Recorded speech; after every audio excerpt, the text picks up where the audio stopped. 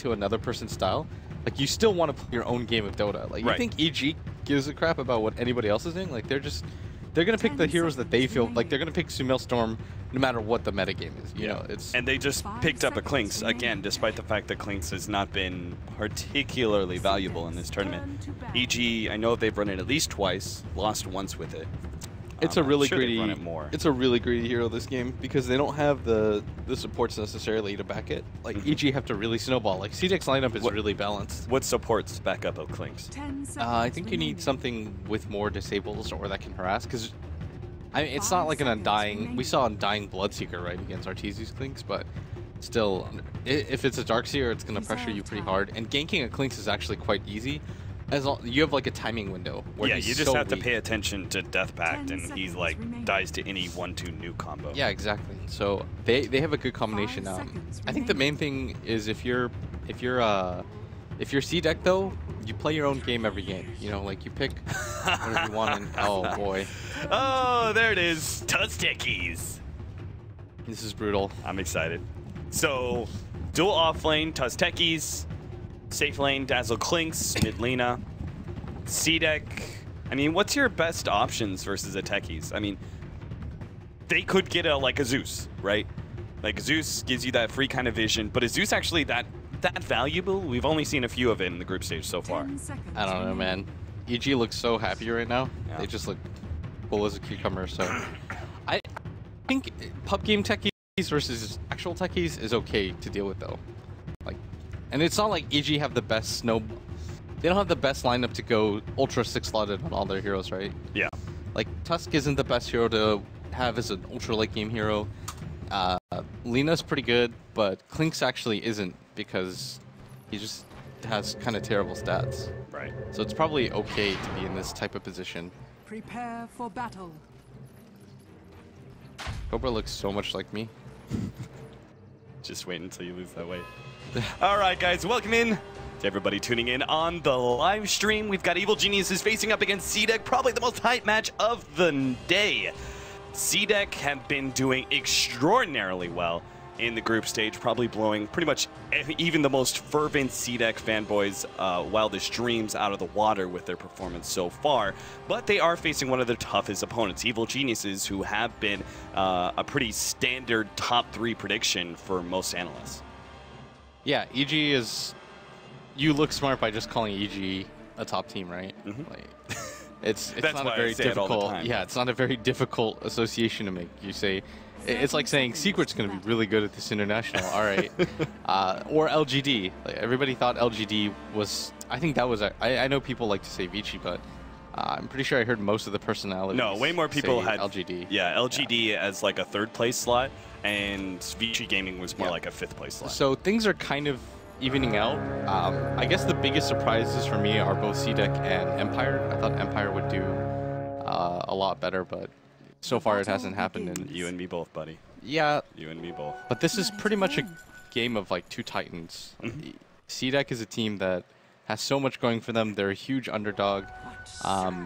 I mean, they're clearly proving they're not an underdog, actually. Yeah, anymore. Like, going into this tournament, they would have been, like, if this was the first match of theirs in the group stage, they would have been, like, the biggest underdog. But as we can see, CDEC, they're just hoping to be able to get, I mean, just a tie they'd be happy with against Evil Geniuses. EG really want to be able to take this clean 2-0. We've got a Sumail Lina facing up against Shiki's Bloodseeker in the middle lane. A bottom lane, we do have an aggro tri-lane of CDEC. So you've got Aggressive, Q, and Garter. They've already brought counterwards to lane and managed to take away First blood mid. AUIs. Oh, the ticks, and there it is. Sumail, that last Dragon Slave, is able to pick up the kill.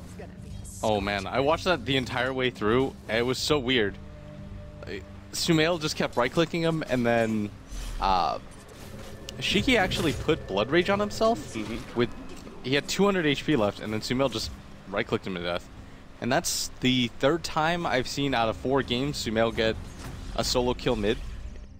That guy's just so aggressive. That guy's just so aggressive, he just always finds the opening for that first blood before anyone else can. Yeah, the fact that he keeps getting solo kills mid is just, it baffles me. Like, they really need to respect him a lot more. He's really unique as a mid lane because he pretty much values right-clicking you over CSing. Like, a lot of people go for heavy last hits or denies, but Sumail just runs at you nonstop and establishes lane control and tempo in this way. Like, he might miss a few CS early as a trade-off, but he's perfectly content with just getting the right clicks off on you to establish lane control as fast as possible. Right, it's all well worth it if you manage to, I mean, obviously pick up first blood, but even just pushing the hero back and establishing the dominance from there is going to be able to get you that CS advantage by like the 4 or 5 minute mark. So Sumail is, as you can see, really utilizing that extra range of the Linas. The extra 70 range he has over most heroes.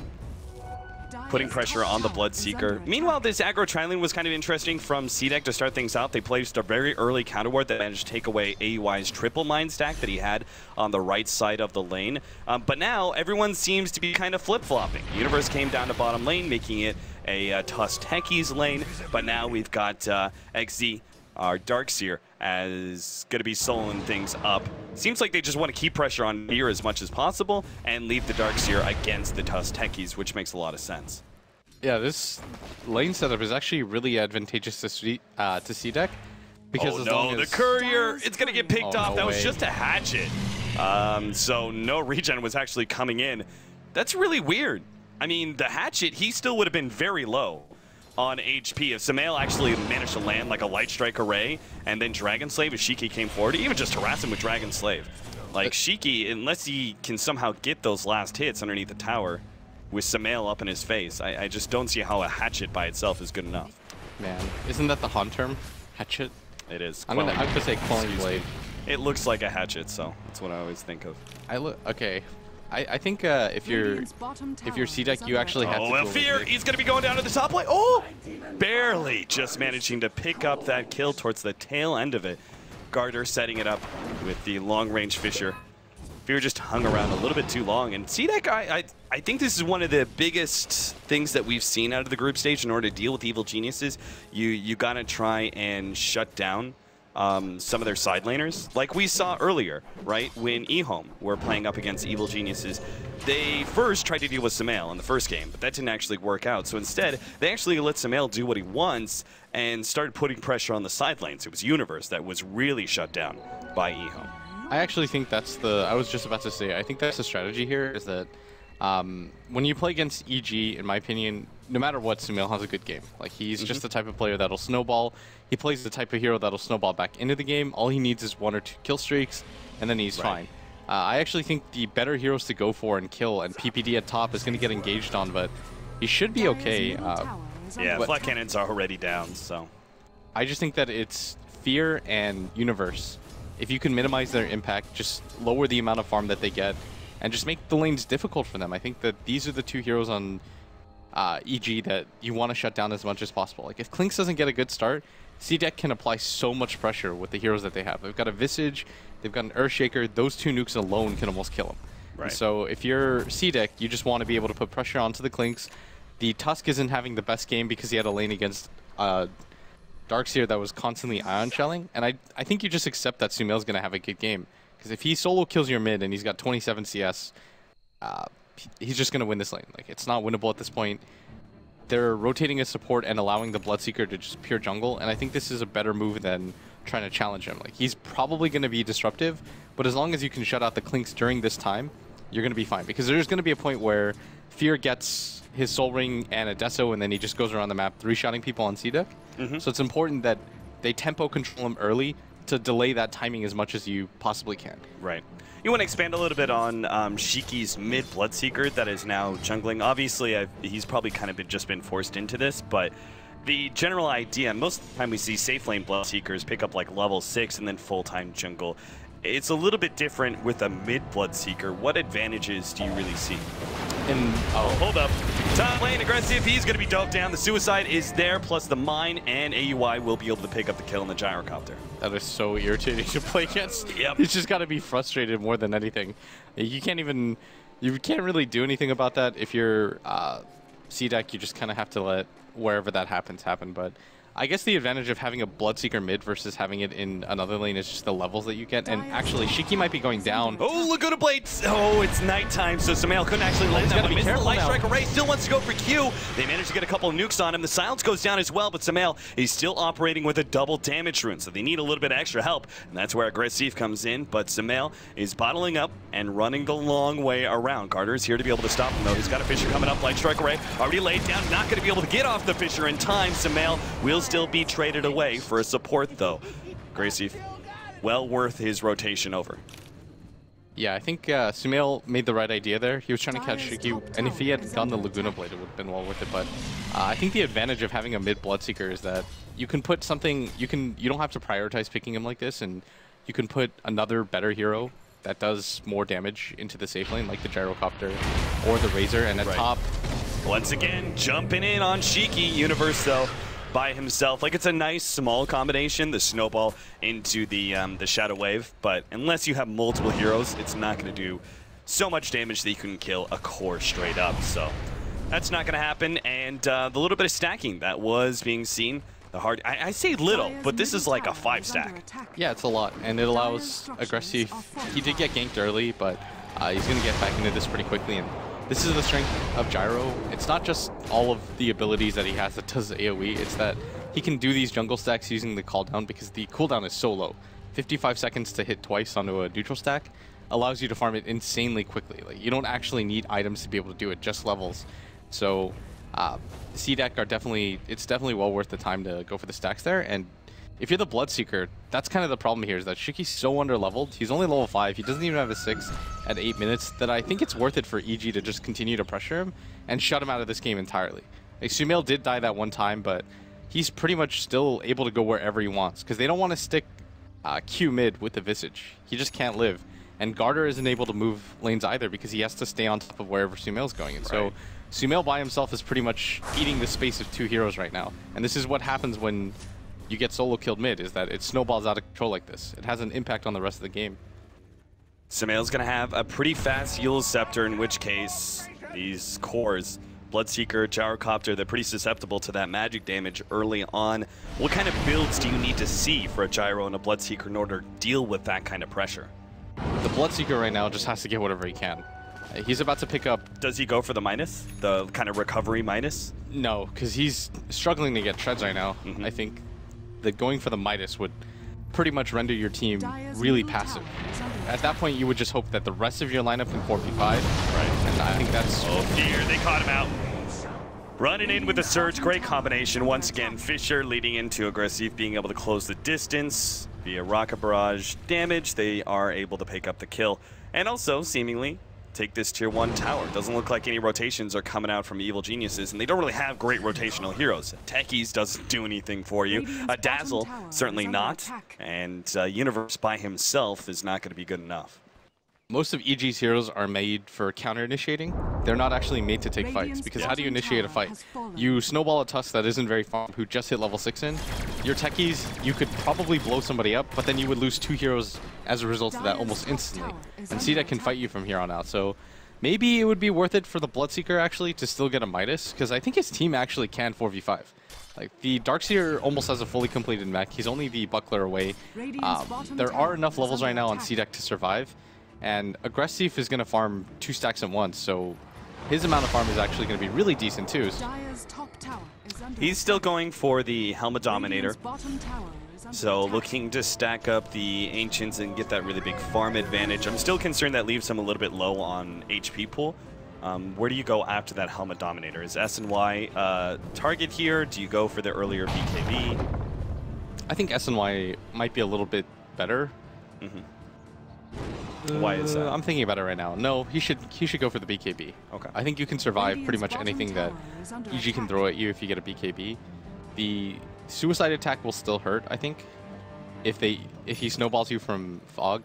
And I guess he can get walrus punched.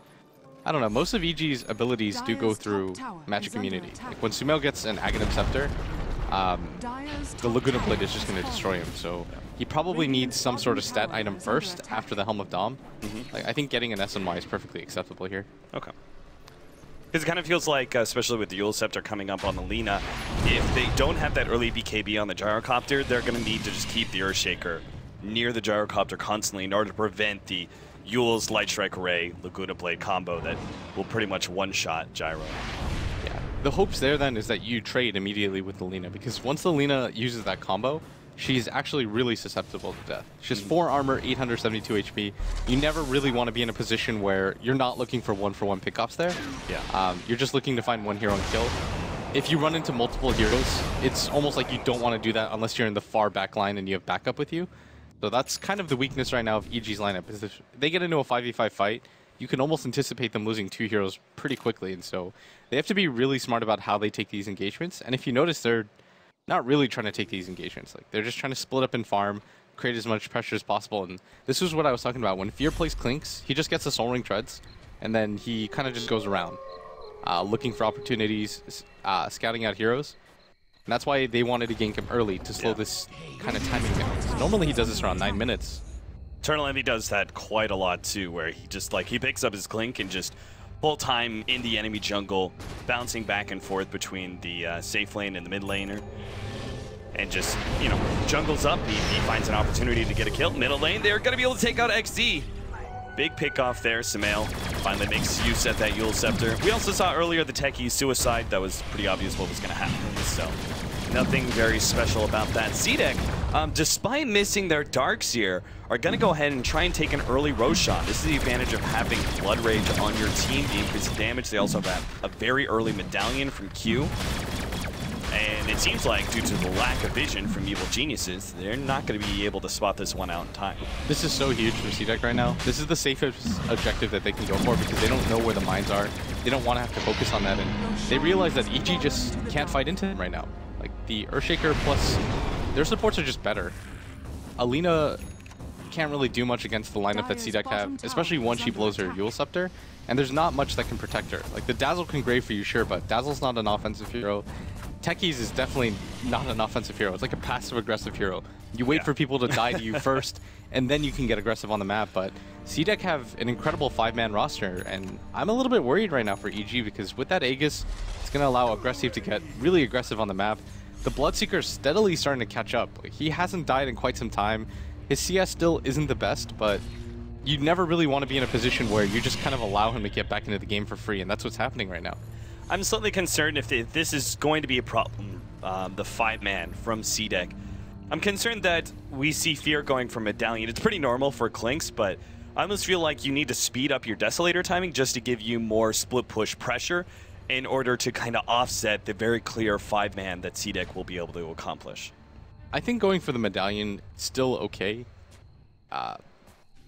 It's not ideal in these types of games, but you're going to go for the Deso anyways, and it does increase your damage for free. Like, for 900, it's really cheap. And then you go for the Solar Crest, which is incredibly strong against a Bloodseeker who's so underfarmed.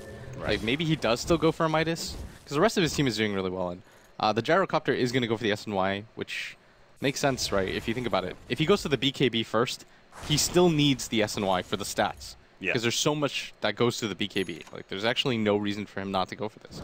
Otherwise, he'd have to go for something like a Satanic first for the raw HP pull, or a Scotty, and he doesn't want to do either of those things. Going for the SNY allows him to fight. And I think when you're this far ahead, going for drums is just game losing. Like, you want to build into the late game. Right. Next, start pushing on that tier 1 tower. You can see Q trying to ramp around here, does place a rather aggressive ward, but not much is going to come out of this. CDEC are just going to take the tower, and Evil Geniuses will treat this as time to be able to farm and maybe a little bit of split push. AUI does pick up his level 6 finally at the bottom lane. He's got a lot of mines around the map, by the way. Yeah, he does, and the Bloodseeker does opt to go for the Hand of Midas. And I don't know how many mines that is. Is there a way to check? Well, Techies, you can click on him and he's gonna get him! There it is. Picks up one. Shiki, that's a big kill. Bloodseeker goes down. That was 4 different mines. He had 13 at one point, so. All right, so much for the comeback. That's a free snipe for AUI, and it's a huge one because the Bloodseeker was starting to snowball a little bit. Like, he was catching up in levels and farm, and you don't want him to be able to just do that for free, like I said. And EG's lineup just can't really pressure on the map very well. Like, you have the Clinks and the Lena, but both heroes can get traded out. They have the right idea. They've been searching for this techies, and they will be able to actually get the kill. Fisher goes out before the suicide can from AUI. Nicely played. Fear immediately trying to cut the creep wave in the middle lane in order to allow his allies to take that middle tower, at least put some pressure on it. Fear starts backing up. He forced a couple rotations. Universe, meanwhile, doing something similar up there in the top lane. I mean, that one pickoff, CDEC still have a great opportunity because they have Aegis. They can go ahead, grab a gem, 5-man into, you know, the tier 1 towers that are left, maybe even get a tier 2 here. I just don't see anything stopping them from doing it right now. You know, why is that middle tier 1 tower up if you can afford sentries or a gem and just take it? It's really actually just good play by EG. What they're doing right now is they're splitting the map up as much as possible and forcing CDEC to react to their play. Like, look at Fear. Yeah, nice He actually isn't accomplishing a ton. He's just annoying them. And so they overreact towards it. So Universe gets to push out top.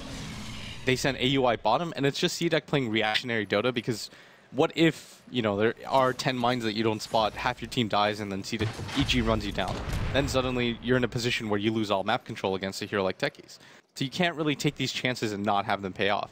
And that allows EG to open up the map. And it is risky by EG, but it's the right play to make. Like, get around the map, split up, look for individual pickoffs, just try to slow down CDEC's timing. CDEC have an Aegis, and they're probably still not going to be able to utilize it as much as they'd want. Like, out of this Aegis, they were probably looking to take 2 tier 1 towers, bare minimum, but with the way the game's going, they're just so afraid, and I think they're just being a little bit too reactionary right now to what EG's doing. And do you think he's going for top? Yeah, XZ was already brought low by the landmines earlier. The Ice Shards misses, but the snowball, or maybe just the right clicks, will not. Now Universe in a bad position. He will be caught by the call down Fisher combo. He goes down as well, but they got to pick off on the Darkseer. I think EG are happy with 1-for-1 trades that are, you know, even offlaner for offlaner, situation like that, just because it stalls up the game some more. In fact, that middle tower goes down in the process as well. Q actually positions himself in an awkward area, but Samael's not going to be able to capitalize on that one. We've got a gem now for Q, so hopefully they'll be able to, you know, actually take some control of this game away from the Techies. But I was going to say, it may also go back to CDEC's more passive play and overreactionary may come down to the Bloodseeker's choice in items. I asked you about the Midas, and you said, no way, that's just going to be a bit too passive. Shiki still went for it, and I think we are seeing the effects of that now.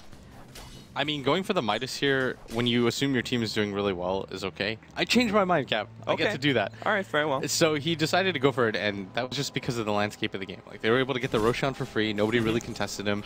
His team was doing good 4v5, but they're just stalling out a little bit longer than I think they want to, and it's allowing EG to open up the map a little bit more. And they weren't able, CDEC actually weren't able to utilize that Aegis whatsoever. Like, they didn't use it to get the bottom tier 2. They didn't get either of the tier 1s out. They had taken that tier 1 really early, and so this Roshan was probably just an objective they thought was really safe. There's no way that you can have mines there. So I think this is just more EG playing a little bit of mind games, but CDEC are still in a really good position. Oh, absolutely. I mean, first of all, there's a couple things to kind of contradict what I was talking about. We have watched many teams before in this group stage where we're like, okay, there is some pressure, they should start being aggressive, etc., but they've played very patiently and just waited for their opening, and that seems to be a game winner. Like, you don't want to try, just because you maybe want to be able to utilize that Aegis and 5-man and take towers, doesn't necessarily mean you should if you can't find the correct opening. But also another thing is that CDEC do not have bad late game by any means, right? EG, they're left with, you know, Tusk, which is a little bit questionable. Lena's obviously good, but, you know, is Clinks really going to be able to out-carry heroes like Bloodseeker and Gyrocopter? No, but that's why Fear is building towards the mid-game right now. He's getting a Deso soon. I mean, the great thing about Clinks' item build is it allows you to both pick off heroes with the Medallion of Courage, which I think is why he just still decided to go for it. It's just a good item. Like, it gives you good, it gives you some mana regen, the armor is really good, and the Valor ability is fantastic. So it allows you to look for solo pickoffs using that, and the Deso allows you to both pick people off for cheap, and it allows you to split push towers, which I think both necessary for winning this game for EG. Yeah, I think that's one of the critical reasons. I mean, we talked about how this meta, like you and I had a conversation very early on to the patch where it was like, okay, this seems to be like very team fight, like the intelligence heroes in general got buffs. We're going to see more intelligence cores come forward, which are more about team fights and maybe some push. that means there's going to be a natural reaction to split push, right? Like there's going to be, if you don't want to fight, you want to try and split push. It seems like Desolator being such a cheap item, as well as being able to offer you that, is a prime reason why Clinks and Templar Assassin are seeing a decent amount of play. And CDEC are smoked up, and they're running in, and they've got a gem, so they're feeling pretty confident. And leading with the Fisher. Echo Sam actually still controlling Sumail a little bit. They've managed to get a rupture on him. Sumail's just going to make the straight TP out. Universe, he actually managed to save his ally. Now, Universe is going to give up his own life for that, but it's still a big win. That was a 5-man gank, and only got the offlaner there, saving the much more critical Lina in order to pick up her Blink Dagger. And all the attention down at the bottom part of the map means that Fear is now able to take that tier 2. It's denied by Aggressive, but it's still map control taken. Yeah, now you've got a Deso on Fear, and his team's done a really good job of splitting up the map for him. He's level 13 on the map right now. When it comes to net worth, he's just behind the Gyrocopter, ahead of the Bloodseeker and the Darkseer, and he's going to start to snowball as this build is so cost efficient, Austin.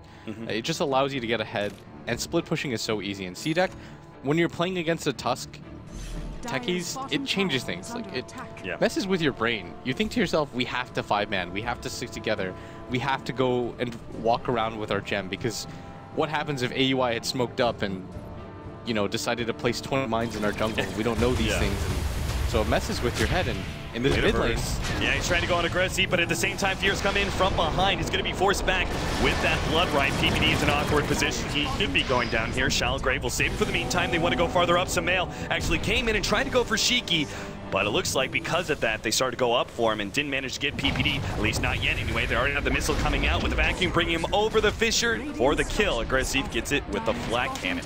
Now that tier 1 glyphed up, CDEC will be able to take it. The rest of Evil Genius is quick to just try and split push as much as possible. And AUI has actually boosted straight for an Aghanim Scepter. So this obviously could be a huge factor.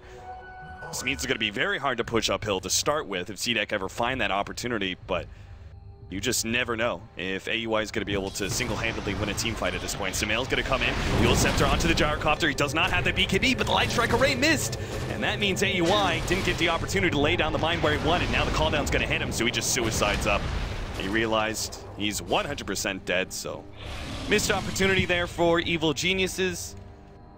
But they're still forcing very defensive rotations out from CDEC constantly. Yeah, if you notice, they're so afraid. They're just walking as 4 constantly. They're just thinking to themselves, okay, what if there is somebody down here? What if there are more mines? And, I mean, every single person can relate. This is like the one time where you could really reference playing pubs, where you just have been conditioned in this patch to respect techies.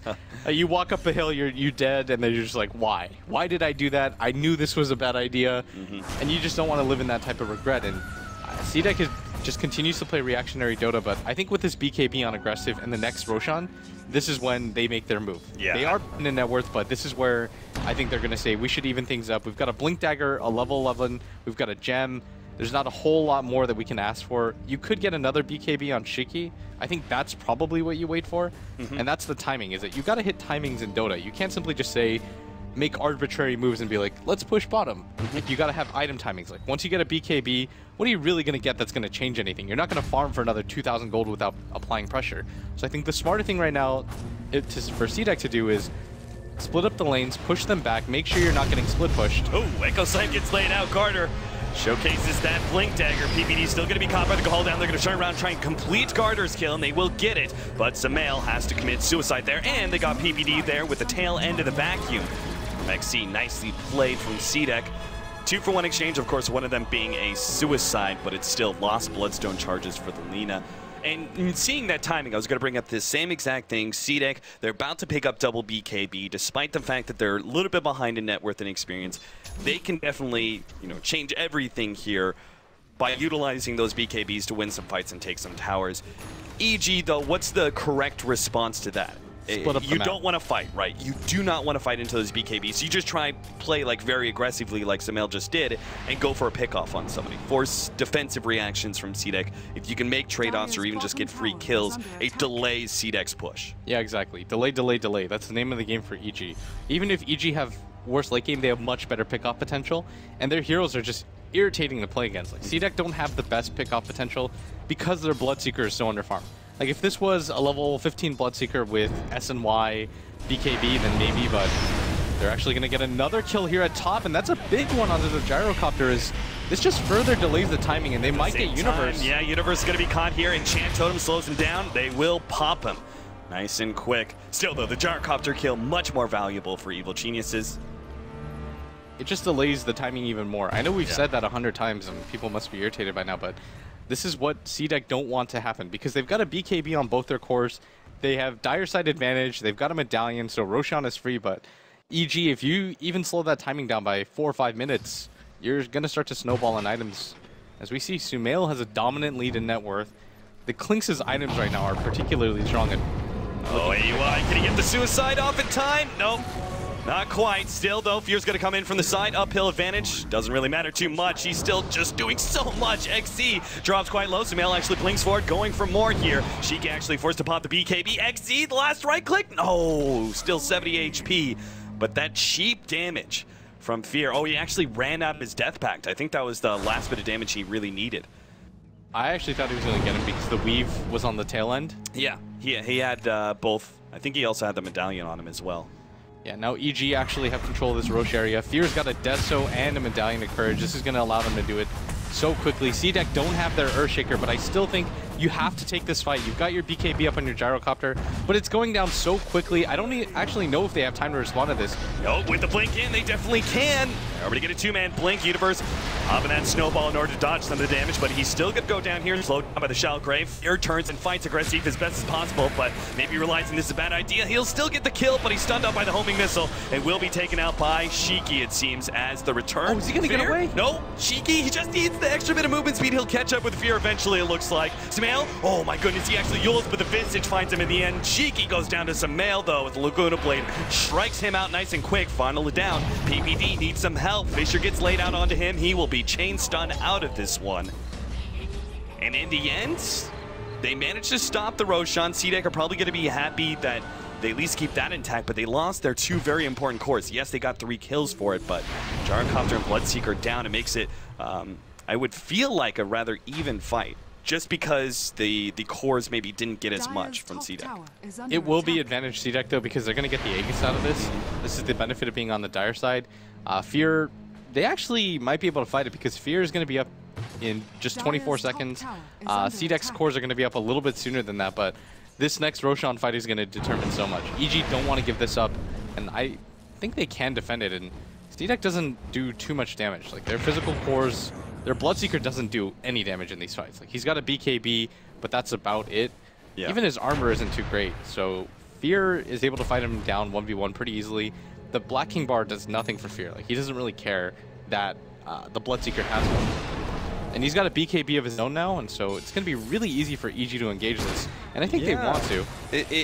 I'm just not so sure CDEC's going to be able to take that Roshan now. It seems like we're going to have a big fight.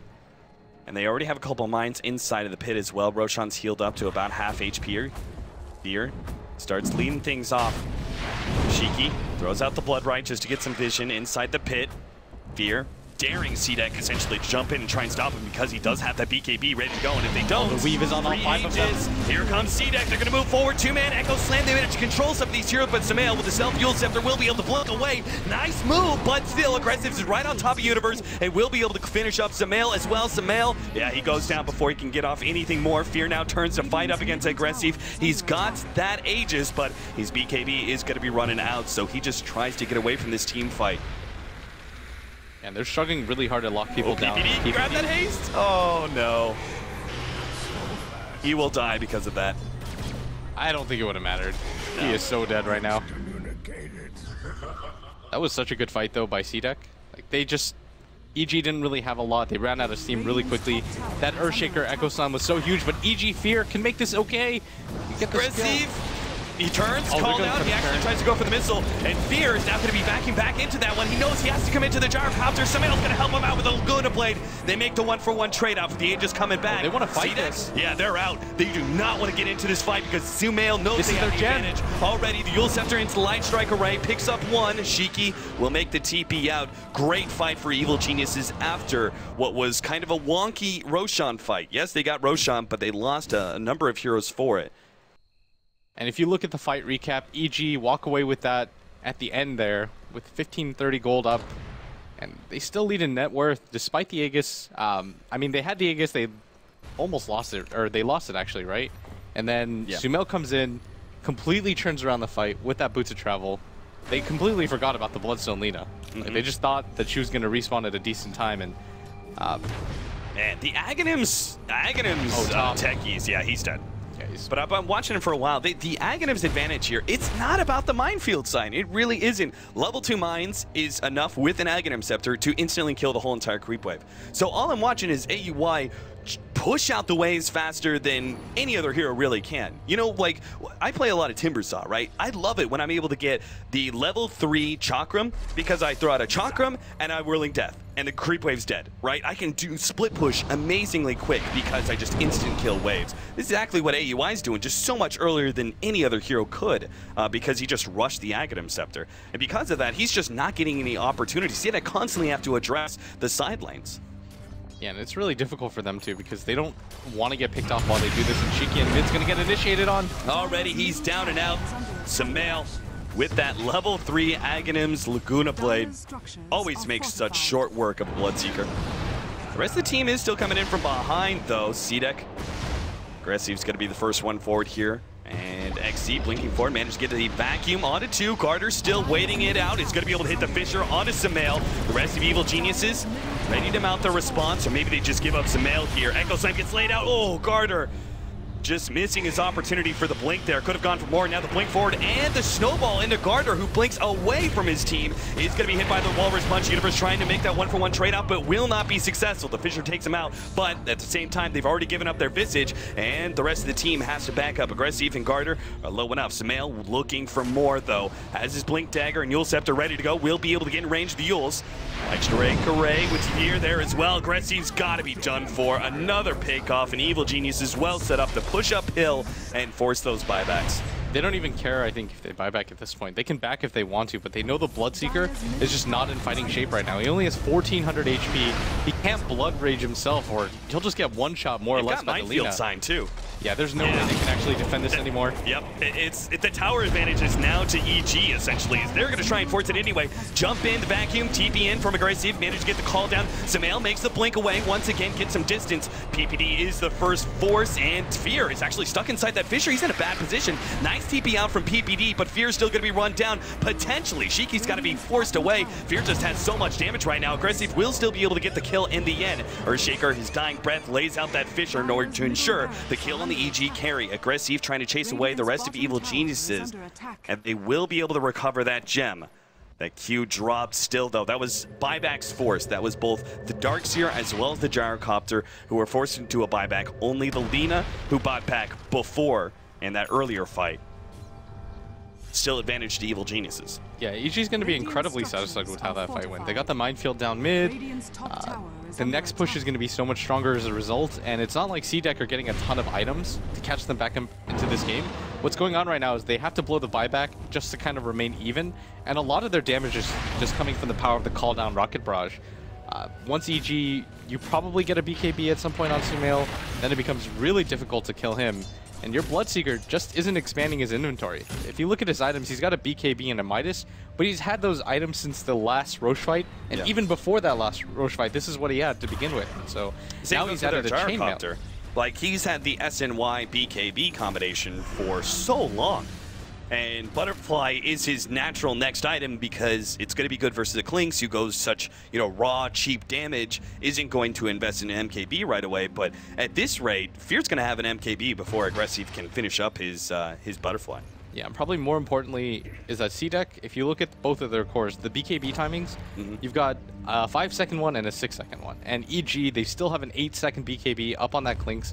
It's going to make them incredibly powerful, and both teams are going to go for a smoke. And if CDEC can win this fight, I mean, they definitely have the jump potential with the Vacuum plus Earthshaker Echo Slam combination, but it's going to be hard for them because they really need a dream fight. They certainly do, so it may just be all about where that battlefield presents itself. CDEC, they're going to make their rotation around behind the middle lane. They already see that middle is being pushed out by some of the mines from AUI. And it's actually going up to the racks now. CDEC may just have to TP back. Yeah, they still want to look for somebody, but the smoke timing is run out, and luckily for them, EG don't have the best wards in their own jungle, because obviously they're playing aggressively, but this one should spot them coming back around, and EG's going to see this a mile away. It's incredibly obvious when no one is defending the creeps that are hitting the range racks what's going on, right? CDEC are obviously out and about, 5-man smoking, looking for a pickoff somewhere. So EG just kind of play defensively around this cliff area. If EG are just paying attention, they're going to see the Bloodseeker still has nothing. Like, he's got the chainmail. I presume that's just because he's like, I need some sort of items. Like, maybe you go for an Assault Cuirass, but you just need raw armor right now as it stands. And they do have a decent amount of mines, but the Visage should be able to clean that up. He still has this gem, and I think that's the only one left that they have. So if they lose this one, it's going to be... Oh, no, they've got one in base, actually. They won that last... And every single time they do go for those mining situations, they are oftentimes losing the familiars, which is still a good amount of gold going to EG. What a classic techies mine spot. Right there in the middle lane in the trees. It's basically because the AoE is big enough that even if they do have a gem, they could just walk straight through the middle lane, not see those mines, and still take all the damage because the AoE is big enough. This is just a frustrating game right now for CDEC because they're going to ask themselves, like, where did it all go wrong? Why is this game XD trying to get the silence off with a vacuum, but AUI had that second opportunity. Get the suicide out. The rest is CDEC struggling, not sure what to do. Roshan, potential spawn time in the next 2 to 3 minutes.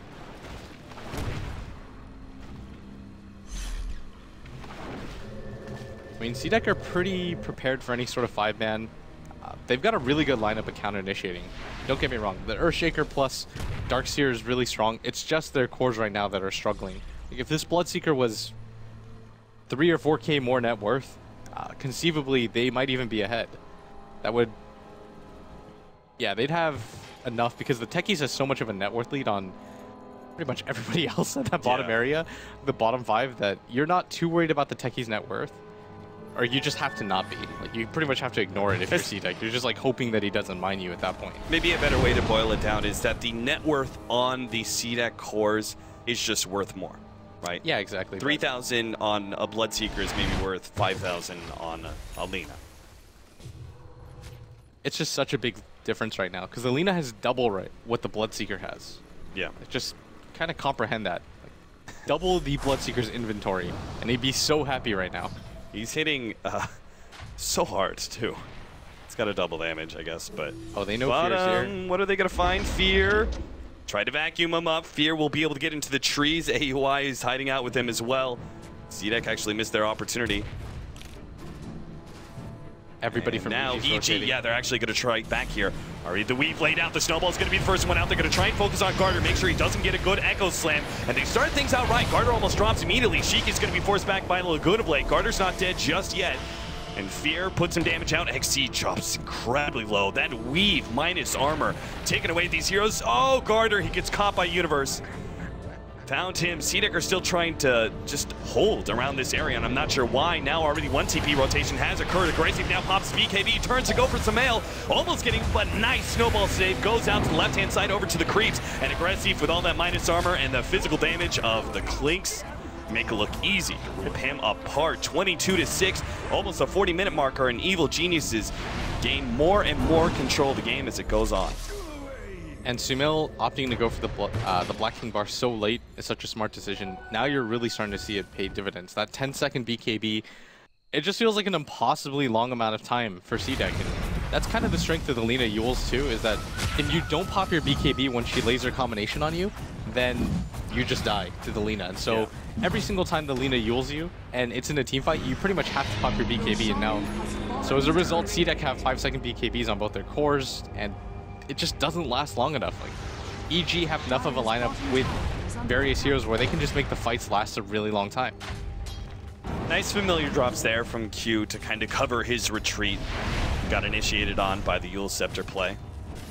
But one of those familiars is still going to go down. Jesus, Sumail's just so fast and has such long range, he still catches one. Oh, Jump in, XZ, he tried that one. Snowball is going to be pursued all the way into the Tier 3 tower. Universe immediately pops BKB with Fear on the side. Well, he almost finished off XZ. Finally, Dragon Slave does get him in the end as he was locked in with the Ice Shard. Samel blinks forward uphill. Doesn't actually do anything with that one. Fear is going to just wait out the Rupture.